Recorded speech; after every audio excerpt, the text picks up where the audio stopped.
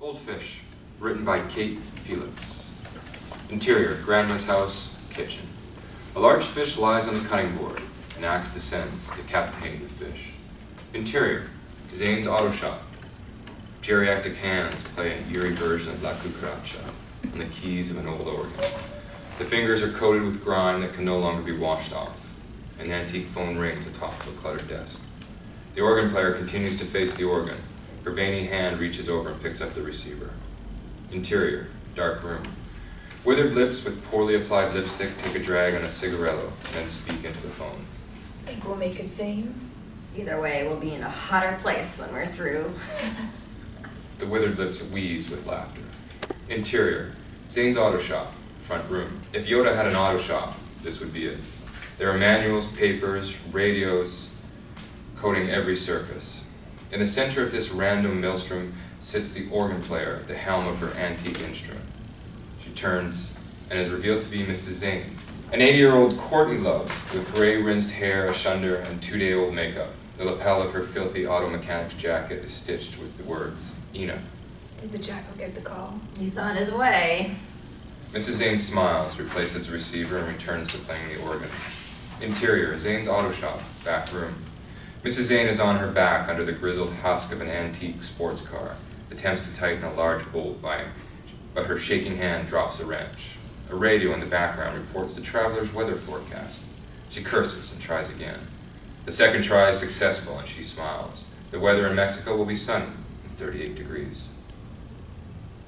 We'll fix you yet, old girl. Exterior, Zane's auto shop, winter. A man in a flashy plaid jacket and a red toque approaches a dilapidated auto shop, and Ina's auto repair sign hangs asunder on the front door. The man struggles to open the front door and hobbles in. His face is unseen. Interior, Zane's auto shop, back room. A bell chimes from the front room. Mrs. Zane rolls out from under the car and looks towards it. The game's afoot. Mrs. Zane anemically rises and picks her way to the front of the cluttered auto shop. Interior, Zane's auto shop, front room. Mrs. Zane emerges through a dark interior doorway. Her visitor holds a small package. You're quicker than you look, jackal.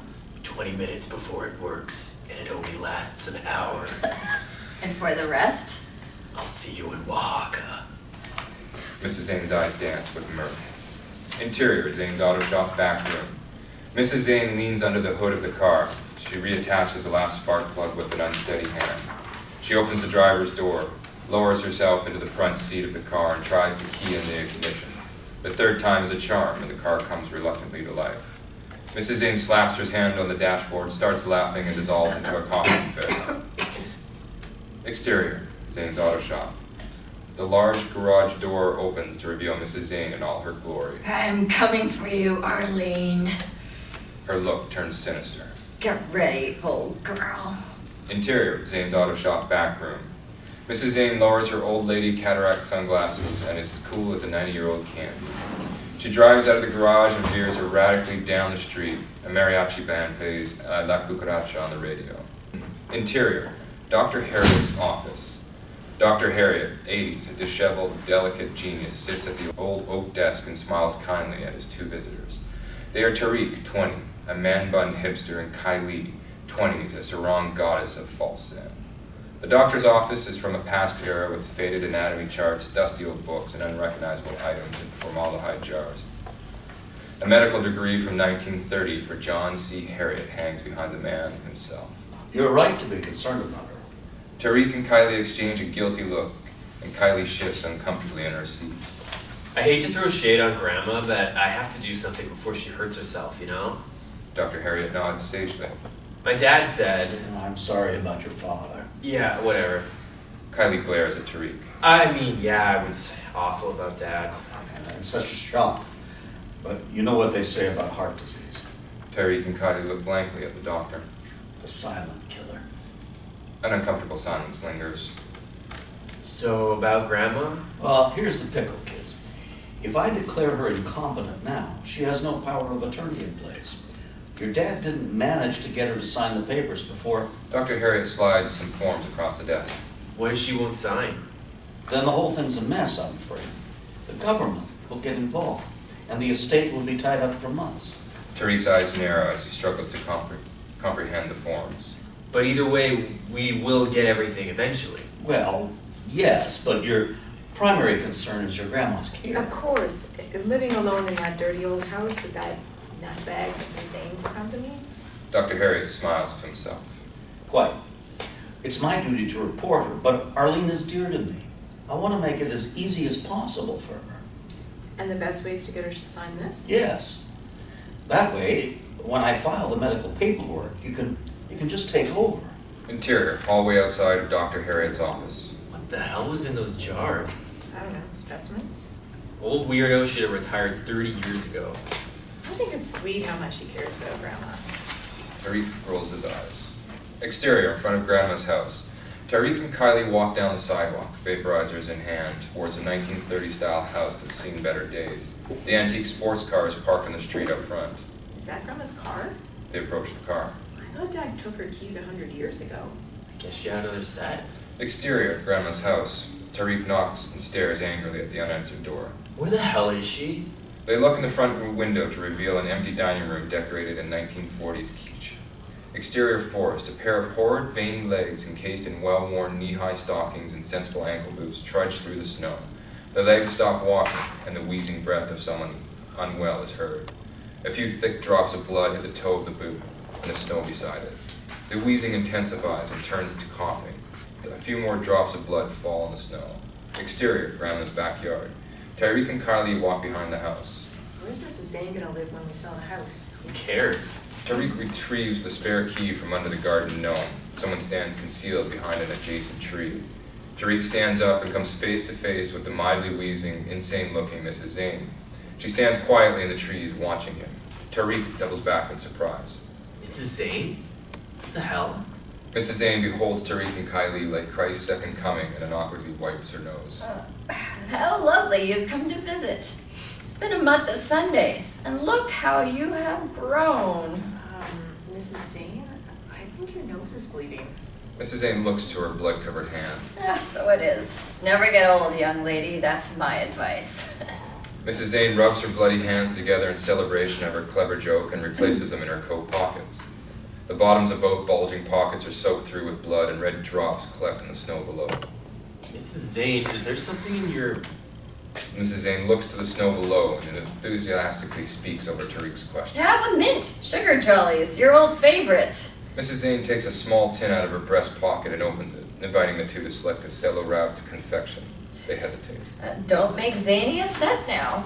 Tariq and Kylee choose the lesser of two evils, select a mint and eat it. I always thought of you two as my own grandchildren. Did you know that? An awkward pause as Tariq and Kylee do not reciprocate. They watch with unease as a few more red drops hit the snow. Mrs. Zane fishes a locket out from around her neck. She opens it in her bloody hand and reveals pictures of Kylee and Tariq as children. You see, dears, there you are, always right next to my heart. Tariq and Kylee exchange an incredulous look. We came to visit Grandma. Oh, better go find her. Mrs. Zane abruptly turns, heads off towards the snowy woods, and calls back over her shoulder. 40 years we've been roommates, but I won't miss her. Exterior, Grandma's house. Tariq fiddles with the key in the back door. Should have Harriet take Zane down too. Tariq opens the door and they enter the house. Grandma? There is a note on the floor. It says in a demented scrawl, "Come find me." Tariq picks up the note and reads it. Grandma, it's us. Tariq hands the note to Kylee and starts to explore the house. Hey Grandma, that's enough of your crap. Kylee stares dumbly at the note. Grandma, this is unhelpful. Where are you? Kylee smells something rank. What reeks? Exterior, Grandma's house, front yard. Mrs. Zane pulls bloody fish heads from her pockets and places them in a line in the snow as she backs towards the front door. Interior, Grandma's house, kitchen. Kylee enters. The smell gets worse as she pushes on. The kitchen is empty except for the axe with its blade stuck in the cutting board. Tariq? Tariq enters and reacts to the smell. They approach the sink and find it full of decapitated fish bodies floating in murky soup of entrails. Tariq removes the axe and holds it firmly. Interior, Grandma's house, living room. Tariq and Kylee pass the living room window in a silhouette. Mrs. Zane crosses the lawn outside the window, unnoticed. Tariq bends over to pick up the broken picture frame containing a photo of a middle-aged man. Dad?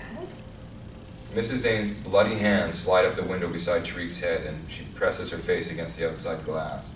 Tariq and Kylee jump back from the window. Did you find her? Tariq holds the axe aloft. Mrs. Zane, where's Grandma? She's not inside? That's fishy. Mrs. Zane giggles and disappears from the window. Exterior, Grandma's backyard. Tariq runs into the backyard and looks frantically about. The yard is empty. Mrs. Zane presses herself against the exterior side wall of the house and giggles some more. Tariq! Tariq turns back to the house. Interior, Grandma's house, kitchen. Something behind the closed cellar door rattles. Tariq bursts into the kitchen with the axe held in front of him. Stay back, Kai. I got this. He approaches the door. Interior, Grandma's house, cellar. Blood spatter dusts the staircase. Tariq and Kylee descend fearfully into the basement. Grandma? Two do not notice a pair of bloody elderly legs standing in the shadows beside the stairs. Tariq and Kylee creep their way through a horrid and neglected earthen cellar. Sheets and towels are carelessly hung on a makeshift clothing line, strung all over the cellar, effectively blocking Tariq and Kylie's view of their surroundings. Bloody streaks cover the sheets. Yes. Tariq and Kylee follow an ever-darkening red trail on the floor that looks as if some recently dead thing has been dragged there. A rattling from deep in the cellar starts anew. Elderly legs from the shadow ascend the basement steps, quiet as a cat. At the back of the cellar, unseen behind a distant sheet, Mrs. Zane leans through the open cellar window from the outside and swings a fish head on the fishing rod from side to side, repeatedly hitting the interior wall. As Tariq and Kylee approach, Mrs. Zane abruptly withdraws and closes the window behind her. Tariq pulls back the final hanging sheet in the maze to reveal an arrangement of fish heads on top of a white sheet on the ground.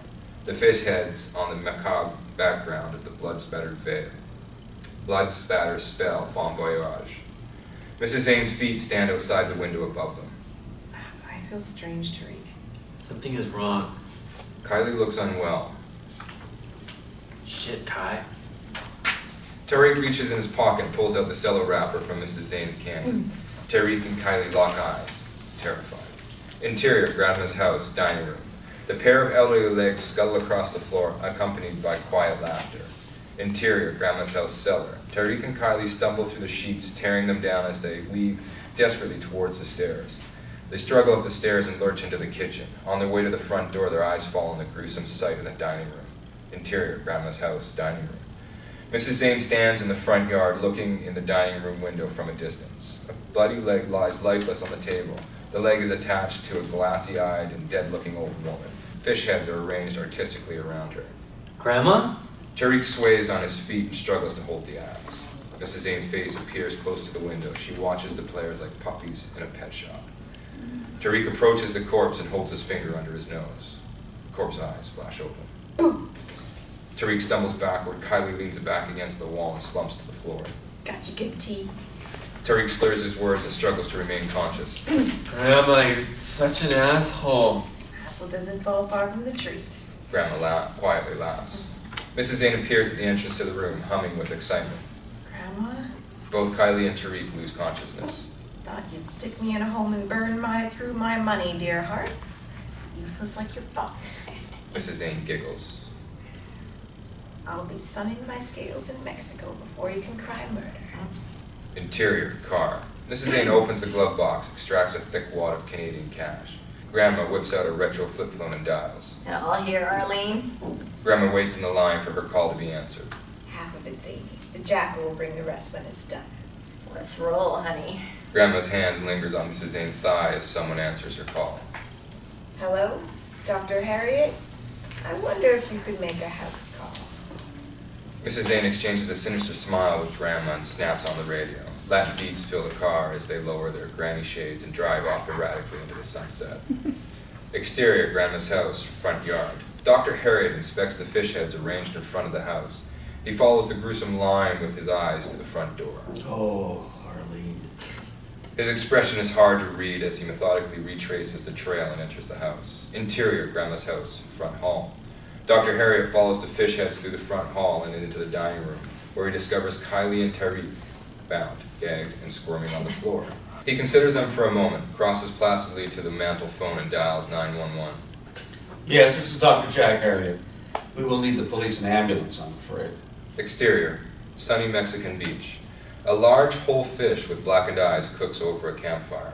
Grandma checks the fish and returns to Mrs. Zane, who sits at the organ placed in the sand, ready to play. A man in a red toque and plaid jacket walks across the beach towards them. He carries a black doctor's bag stuffed with money. Jackal's here. Grandma and Mrs. Zane wave enthusiastically at as the jackal approaches. The jackal, revealed to be Dr. Harriet, waves back gently. Hit it, Arturo! Mrs. Zane plays La Cucaracha on the organ, accompanied by a slick mariachi band. Grandma puts $20 Canadian in Mrs. Kane's cup and starts dancing.